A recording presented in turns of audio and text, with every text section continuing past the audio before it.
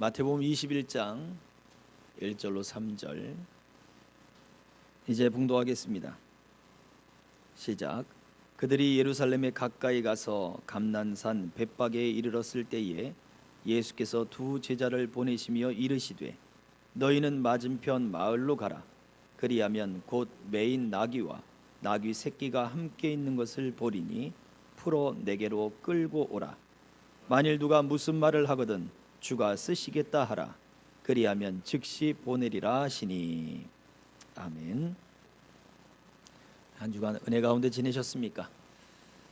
지난 한 주간 동안 이제 시작된 것이 하나 있죠.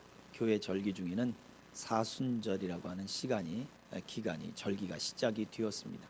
그래서 사순절 특별 새벽 기도회를 하기도 하고 사순절 저녁 기도회를 하기도 하고 또 금식을 하기도 하고 하는 그러한 절기들을 교회들이 전통적으로 오랫동안 지켜왔지요. 그런데 이러한 절기들에서 가장 중요한 게 뭐냐? 어떠한 절차나 예식이 중요한 것이 아니라 그러한 절기들이 가진 의미를 생각하는 것. 그래서 우리 합동 측에서는 이 교단에 강단에 십자가를 세우지 않습니다. 그렇죠? 십자가의 형식이나 십자가의 모양이 중요한 것이 아니라 예수 그리스도의 죽으심과 부활의 의미가 더 중요하기 때문에 그렇습니다.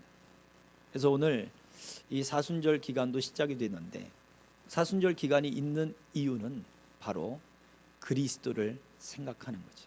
그의 죽으심과 부활, 또 그분이 오셔서 우리를 얼마나 사랑하시고 또 우리에게 베푸신 것이 무엇인가에 대한 의미들을 우리가 생각하는 것이란 말이죠. 그런데 이러한 의미들은 생각함이 없이 그저 절기가 중요하다면 사순절이라고 하는 그 시간 동안 이제 기도회를 해야 되고 금식을 해야 되고 그렇기 때문에 좋은 음식을 먹지 못하고 놀지 못하고 그러잖아요.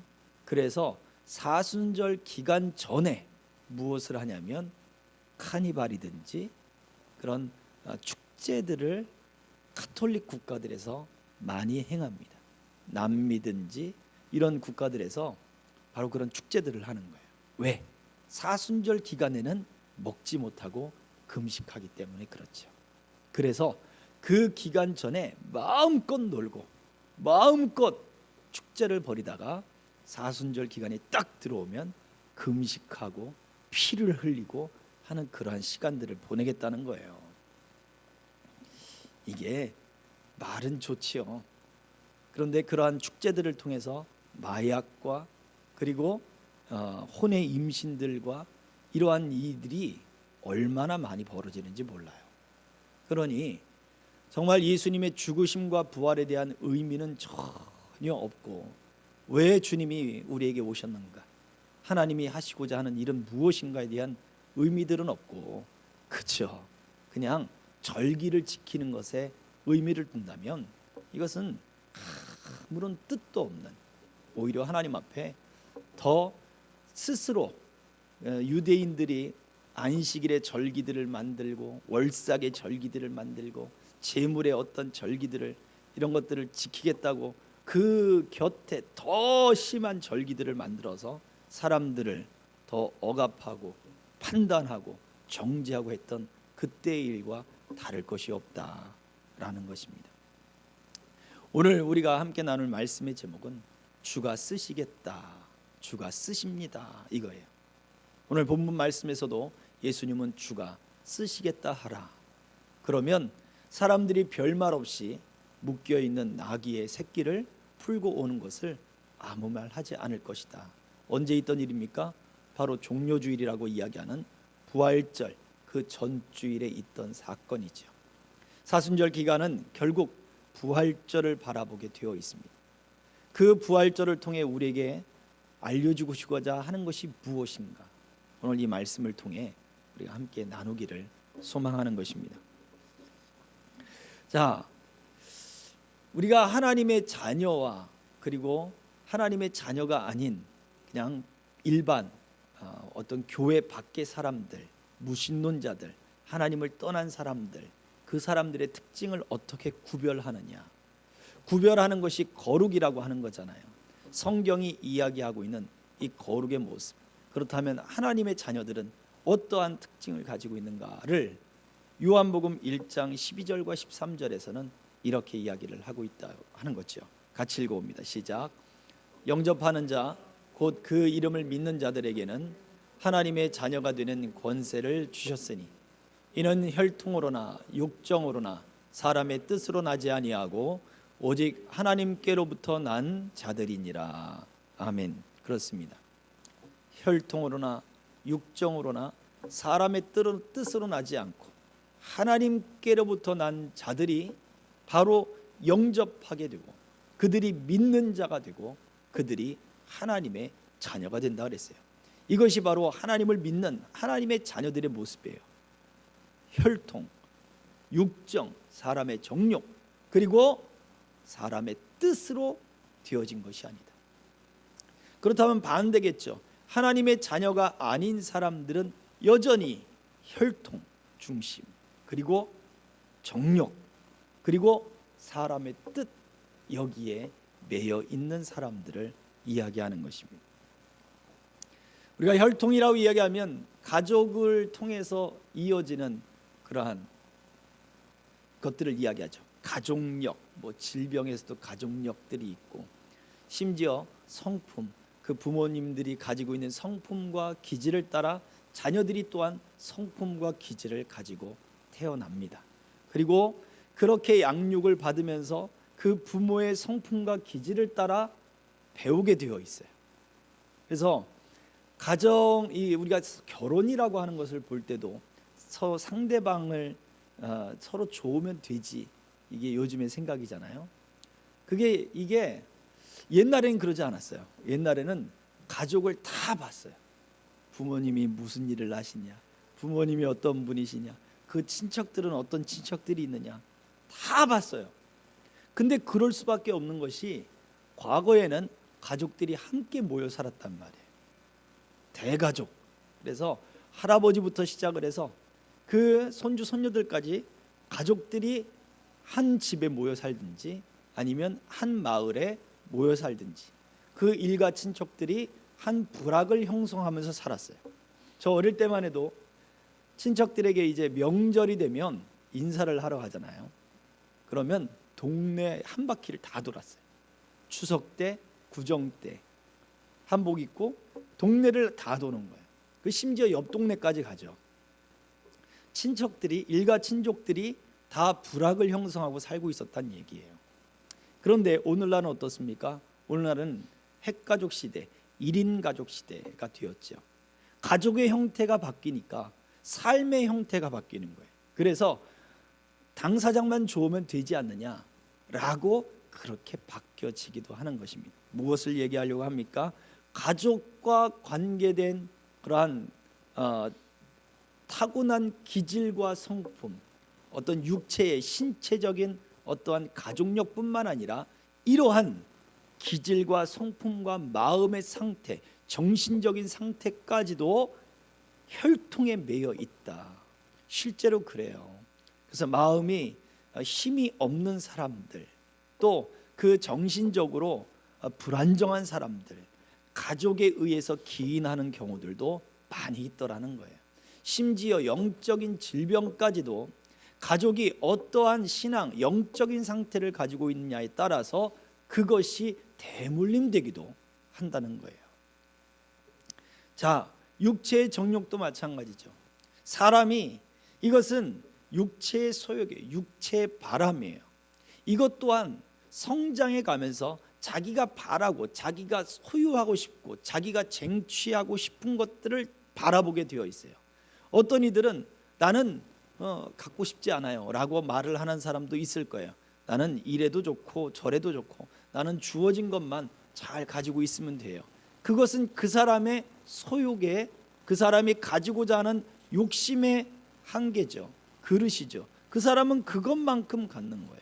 나는 다른 욕심 없어요 라고 말을 하지만 결국 자기가 지금 가지고 있는 것만 유지하겠다는 바로 그 욕심인 거죠. 거기에 매여 있게 되는 거예요.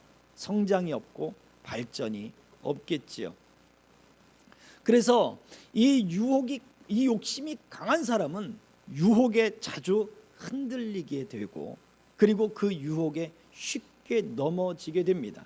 반대로 이 욕심이 작은 사람은 유혹에는 흔들리지 않겠죠. 아이, 나는 그거 없어도 돼요. 유혹에는 흔들리지 않을 수 있겠으나 사람이 발전이 없고 작고 고집스러워지고 그렇게 되어 버리는 것입니다. 사람의 뜻, 요한복음 1장 13절에 이야기하고 있는 혈통이라는 육정이라는 사람의 뜻으로 나지 않은 사람이 바로 하나님의 자녀인데, 믿지 않는 사람, 또 하나님의 사람이 아닌 사람들은 여전히 사람의 뜻으로 산다는 거죠. 결국 사람의 길을 걷는다는 거예요. 자기의 길을 걷는 거예요. 하나님의 길, 성령의 길을 걷는 것이 아니라 사람의 길을 걷는 거예요. 그래서 성령의 감동을 따르지 않아요. 성령이 우리에게 말씀을 주고, 그리고 깨달음을 주고, 또는 내 주변의 사람들을 통해 조언을 주기도 하고 하는 그런 모든 도구들을 통해 성령께서는 우리에게 말씀을 하시는데, 그 성령의 길을 쫓아가지 않는 거예요. 자기의 길에 배불러 있는 거죠. 바로 이러한 모습이 바로 사람의 길에 매여 있고, 혈통에 매여 있고, 그리고 정욕에 매여 있는 바로 그 모습과 같다는 거예요. 오늘 본문 속에 등장하는 바로 이 양의, 이 어린 나귀의 모습과도 같지요. 자, 이 어린 나귀의 모습은 바로 그런 거예요. 연약하고 부족하지요. 그 어미와 함께 매여 있어요. 어미와 함께 매여 있다. 어린아이의 일을 아직 버리지 못하는 거예요. 어미가 그 옆에 있기 때문에 어미 주변을 떠나지 않는 거예요. 당연하죠. 한 번도 어미 주변을 떠나지 않아봤기 때문에. 어린 나귀, 한 번도 등에 사람이나 짐을 실지 않았던 나귀이기 때문에 그래요. 근데 이러한 사람들에게는, 그런데 이게 믿지 않는 사람들에게는 이게 그가 예수를 믿음으로 말미암아 어떤 변화되고 성장하는 모습이 있겠지만, 여전히 우리가 예수를 믿는다고 하는 사람들이 어린 아이같이 그렇게 어린아이의 일을 버리지 못하고, 여전히 우리가 영에 속해 있으면서도 육신을 따라가고 혈통을 따라가고 사람의 뜻을 따라가는 육체의 일을 버리지 못한 사람들의 모습 또한 바로 오늘 이 본문에 등장하는 바로 이 어린 나귀와 같다라고 생각하시면 돼요. 이들은 그 매인 것에 순종합니다. 어미에게 매여 있으니 그 어미에게 순종하는 거지. 육적으로, 혈통적으로. 그리고 한 번도 짐을 실어보지 않은, 아직 사람을 태워보지 않은 그러한 어린 아이와 같은, 그러니까 성장하지 못한 그러한 모습을 갖고 있으니 바로 성장하지 않고, 그리고 의식적이나 아니면 여러 가지 바라보는 그런 모든 모습에 있어서 바로 그러한 여태까지 자기가 알고 있던 그런 작은 일들, 바로 거기에 매여 있게 되는 것입니다. 우리가 혈통을 쫓게 되면 혈통에 매이는 것이고, 사람의 정욕, 사람의 욕심을 쫓게 되면 그 욕심에 매이는 거예요. 욕심이 과하면 유혹에 넘어지고, 욕심이 너무 없으면 고집스러워지고, 그리고 사람의 뜻, 사람의 길대로 걸어가게 돼요. 신앙을 가지고 있고 교회를 다니고 있고 하나님의 자녀라고 말을 하지만 여전히 육체의 일을 따르는 그러한 육체의 사람이 될 수 있다는 얘기예요. 실제적으로 우리가 교회를 다니면서도 정말 많은 사람들이 이러한 육체를 따르는 삶의 모습들을 보게 되는 것입니다. 로마서 6장 16절은 우리에게 이렇게 이야기를 하고 있습니다. 같이 읽어볼게요. 시작. 너희 자신을 종으로 내주어 누구에게 순종하든지 그 순종함을 받는 자의 종이 되는 줄을 너희가 알지 못하느냐? 혹은 죄의 종으로 사망에 이르고 혹은 순종의 종으로 의에 이르느니라. 그렇습니다. 매인 것에 순종하게 되어 있어요. 어미 나귀와 함께 매어 있는 그 어린 나귀는 그 어미에게 순종하게 되어 있고, 그리고 여전히 성장하지 못한 채 그렇게 사람의 뜻, 바로 그러한 모습처럼 그렇게 매여서 그 바운더리를 떠나지 못하는 그러한 상태로 남아 있게 되는 것입니다. 오늘 로마서 6장 16절의 말씀이 그거예요. 누구에게 순종하든지 그 순종함을 받는 자의 종이 되는 것이다. 그래서 저와 여러분들은 누구에게 순종함을 배워야 될 것인가 라고 할 때 바로 우리의 구원자이신 예수 그리스도에게 순종함을 배워야 될 줄 믿습니다. 오늘 예수님 뭐라고 말씀하셨습니까? 두 번째입니다. 우리 주님은 우리를 향해서 말씀하셨어요. 마태복음 오늘 본문 말씀 21장 2절 3절 같이 다시 한번 읽어봅니다. 시작. 이르시되 너희는 맞은편 마을로 가라. 그리하면 곧 매인 나귀와 나귀 새끼가 함께 있는 것을 보리니 풀어 내게로 끌고 오라. 만일 누가 무슨 말을 하거든 주가 쓰시겠다 하라. 그리하면 즉시 보내리라 하시니. 그렇습니다. 주님은 어린 나귀를 쓰시겠다라고 말씀하셨어요. 이 어린 나귀를 쓰시는 것은 이사야에 기록된 예언의 말씀을 이루고자 함이었어요.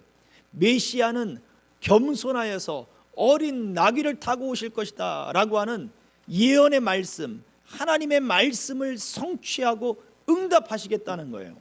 오늘 저와 여러분들에게 성경의 말씀이 들리는 이유가 무엇입니까? 왜 우리가 말씀대로 살으라고 이야기를 하십니까? 하나님은 이 말씀을 통하여 이 땅에서 하나님의 자녀가 어떠한 삶을 살아야 되는가를 알려주시는 거예요. 그 말씀대로, 그래서 이 말씀이 보여주는 게 뭐예요? 바로 이 말씀은 우리의 도덕률이 아니란 말이에요. 이 말씀은 구원의 말씀이에요. 하나님의 나라의 선포예요. 예수 그리스도에 대한 선포요, 하나님의 나라에 대한 선포예요. 예수님이 이 땅에 오신 이유가 무엇입니까? 갇힌 자, 매인 자, 포로된 자, 이들에게 자유와 노임과 그리고 이들에게 신원의 해를 선포하는 것이다. 자유케 되는 그 날을 선포하는 것이다. 이것이 바로 예수님이 우리에게 오신 이유 아니겠습니까? 무엇으로부터 우리가 자유함을 입습니까?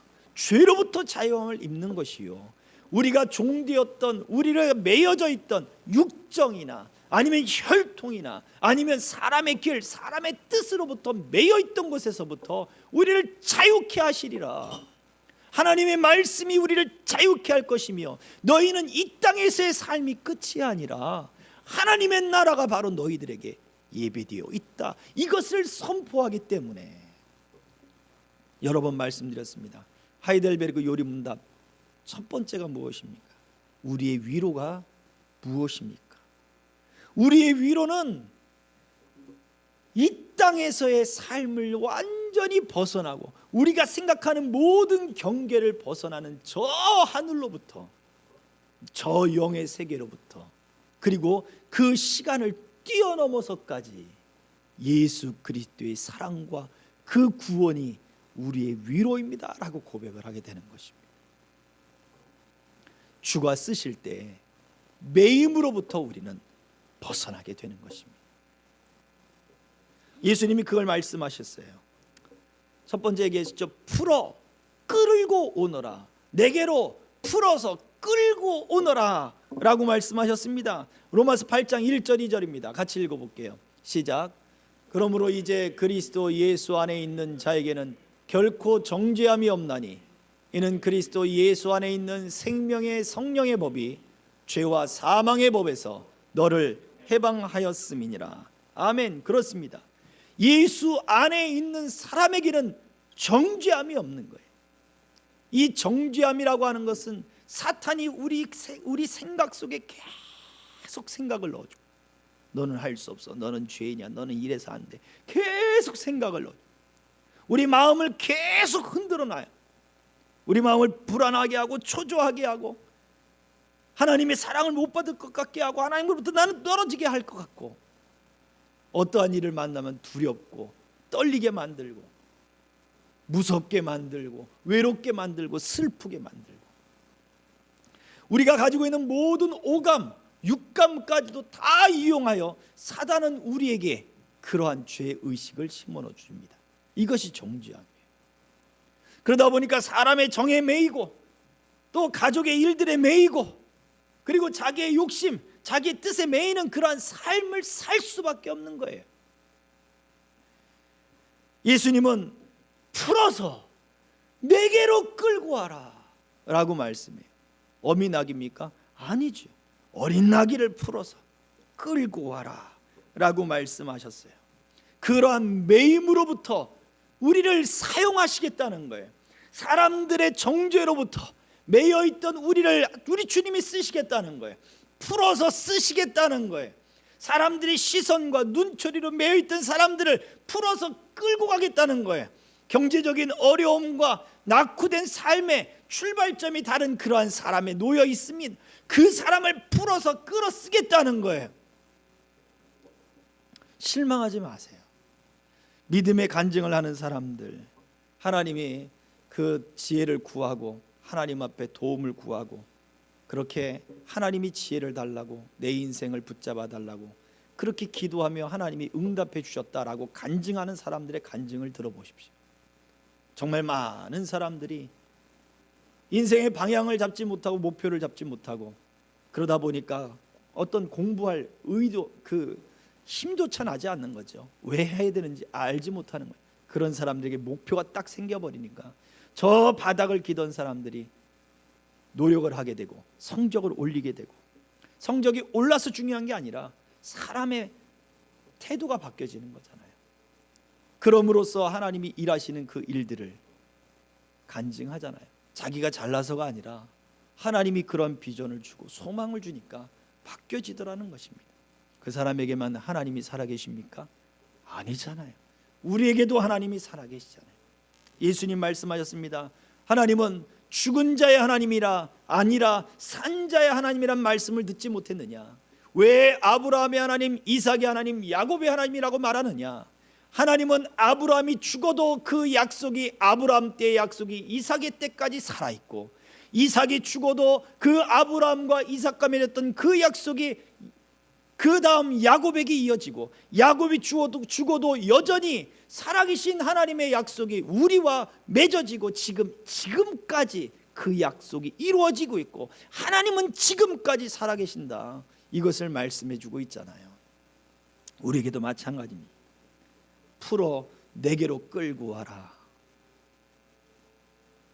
이 어린 나귀에게 말씀하신 예수님은 바로 그런 어린 나귀 같은 우리들에게 말씀하고 있는 거예요. 네가 가족의 환경에 매였느냐? 풀어 끌고 오너라. 사람의 정욕에 매여 있느냐? 풀어서 끌고 오너라. 사람의 길을 걷는 여전히 육에 속한 사람으로 살고 있느냐? 풀어서 끌고 와라 하고 제자들을 보내셨어요. 그때 제자들은 다른 말 할 것 없습니다. 주께서 쓰시겠다, 이 말만 하면 되는 거예요. 사람들이 뭐라 할 때 주께서 쓰시겠답니다 말만 하면 되는 거예요. 매여 있는 사람에게 주께서 쓰시겠답니다 풀고 가면 되는 거예요. 베드로전서 1장 18절과 19절은 우리에게 이렇게 말씀합니다. 같이 읽어봅니다. 시작. 너희가 알거니와 너희 조상이 물려준 헛된 행실에서 대속함을 받은 것은 은이나 금같이 없어질 것으로 된 것이 아니요 오직 흠없고 점없는 어린 양 같은 그리스도의 보배로운 피로 된 것이니라. 아멘. 보십시오. 주께서 쓰시겠다. 주인이 바뀐 거예요. 이제는 그렇지 않아요? 주께서 쓰시겠다 했더니 예스 했단 말이에요. 주인이 바뀐 거죠. 주인이 바뀐 거죠. 이 쓰는 주체가 틀려져 버린 거예요. 이제는 매여있던 그 나귀가 주님이 쓰시겠다 했더니 허락이 됐잖아요. 그러면 주체가 주님이 된 거예요. 대속이란 말이 무엇입니까? 대신 값을 주고 사온 거잖아요. 주인이 바뀌어져 버린 거예요. 주인이 바뀌어져 버린 거예요. 이제 새로운 주인이 그것을 마음대로 사용하면 되는 거예요. 우리 주님은 그 어린 나귀를 하나님의 약속의 성취의 도구로 쓰셨어요. 연약하고 부족하고 성장하지 못한 상태이고 여전히 매여있던 그 존재를 주님은 하나님의 언약의 말씀의 성취의 도구로 사용하셨다고요. 단순히 한번 타고 끝난 게 아니에요. 하나님의 말씀의 도구요, 언약의 도구요, 하나님이 약속대로 메시아를 보냈다라고 하는 영광스러운 도구로 이 어린 나귀를 사용하셨다고요. 우리 주님이 매여 있던 것을 풀어서 끌고 와서 새로운 주인이 되니까 그 주인은 하나님의 약속을 성취하고 하나님의 말씀을 성취하고 하나님의 뜻을 성취하더라. 대속해서 준 것이 그저 예수님이 우리의 효용 가치를 따라서 너는 잘생겼으니까 너는 얼마, 너는 좀 너는 몸매가 너는 얼마, 이렇게 주님이 따진 게 아니란 말이에요. 죄송합니다. 사람의 평가를 내릴 수 없는 건데, 그렇죠? 예수님이 우리를 대속한 것은 베드로전서 1장 18절의 말씀처럼 은이나 금으로 된 것이 아니라 이거예요. 없어질 것으로 만든 것이 아니라 이거예요. 오직 흠없고 점없는 어린 양 같은, 흠없고 점없는 어린 양은 하나님께 바쳐지는 양이에요. 가장 귀한 그 어린 양 같은 그리스도의 보배로운 피로 된 것이라. 그분의 죽으심과 그분의 살아나심으로 된 것입니다. 이 은혜를 우리가 입은 거예요. 주께서 쓰시겠다. 어떻게 쓰셨냐 이거예요. 값을 주고, 그분의 핏값을 주고 풀어서 끌고 와서 우리를 사용하시는 것이지, 금이나 은 같은 걸 주고 우리를 사오신 것이 아니란 말이에요. 그분의 명성으로 된 것이 아니란 말이에요. 그분의 피로 된 것이. 우리는 그러한 지금 시기를 맞이하고 있고 4월 이제 9일이 되면 부활절을 그렇게 맞이하게 될 것입니다. 여러분, 정말로 우리가 예수 그리스도의 이 사랑과 이 은혜를 정말 어떻게 생각하고 있느냐. 분명히 주님은 그 매인 것에서 풀어서 끌고 와서 우리를 사용하길 원하시는데, 여전히 우리가 매여 있다는 말이 안 되는 거예요. 우리는 이제 매여 있는 존재가 아니라 주님의 멍에를 매는 자가 돼야 돼요. 그래서 우리 주님은 아니 풀어주려면 자유롭게 하지 왜 멍에를 매라고 합니까? 그게 더 힘든 거 아닙니까? 우리가 그런 생각을 할 수 있는데, 마태복음 11장 29절 30절은 우리에게 이렇게 말씀하고 있죠. 같이 읽어봅니다. 시작. 나는 마음이 온유하고 겸손하니 나의 멍에를 메고 내게 배우라. 그리하면 너희 마음이 쉼을 얻으리니 이는 내 멍에는 쉽고 내 짐은 가벼움이라 하시니라. 아멘. 그래요. 내 짐은 쉽고 내 멍에는 쉽고 내 짐은 가볍다 그래. 이유가 뭘까요? 그 앞절에서 나는 마음이 온유하고 겸손하니 나의 멍에를 메라. 아니 온유하고 겸손하시면 그것마저 안 매게 하셔야 되는 거 아니에요? 그것마저 푸셔야 되는 거 아니에요? 멍에 매면 일하라고 하는 거예요. 그거 풀어주셔야 되는 거 아니에요? 예수님이 누구의 멍에라 그랬어요? 나의 멍에라 그랬잖아요. 나의 멍에. 멍에는요 둘이 같이 매는 거거든요. 둘이 같이 매는 거예요. 나의 멍에를 너와 너의 둘이 매라 그렇게 말씀하지 않은 거예요. 그런 이야기가 아니에요. 나의 멍에를 너와 내가 매자 이렇게 얘기하는 거예요. 나는 마음이 온유하고 겸손하기 때문에 나의 멍에를 너와 내가 매면 내가 너를 질질 끌고 갈 것이다. 너를 힘들게 할 것이다. 그게 아니라 너에게 보조를 맞출 것이다. 네가 힘들지 않도록 내가 힘쓸 것이다.